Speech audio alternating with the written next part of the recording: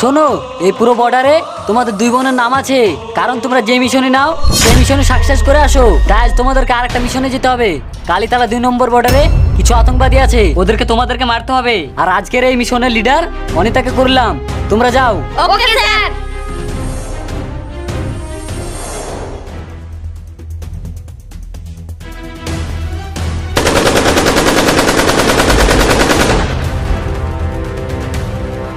আরে আমি তো 3 জনকে মেরে দিয়েছি, তুই কজনকে মারলি?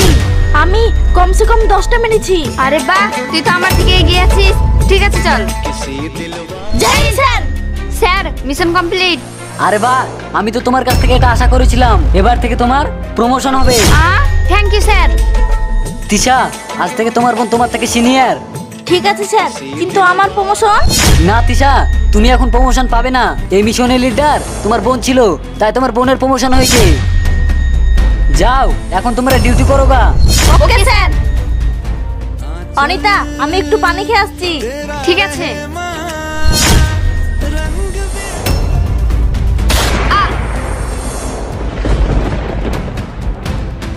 আরে তিশা, তুই না আমার নিজের বোন। আরে তিশা, তুই এটা কি করলি?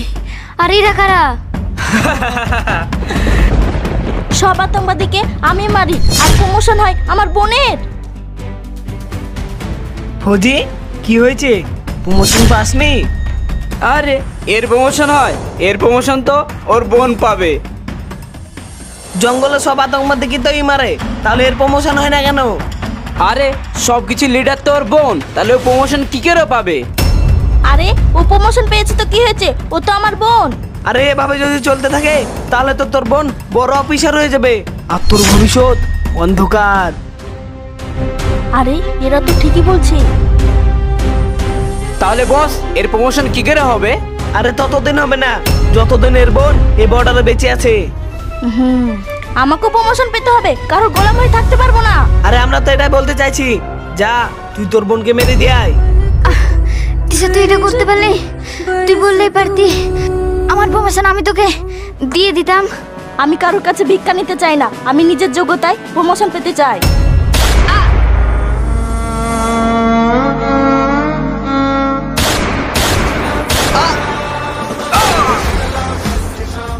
বোন, তুই এই দেশের সঙ্গে গাদ্দারি করেছিস, এবার তোকে আমার হাতে মরতে হবে।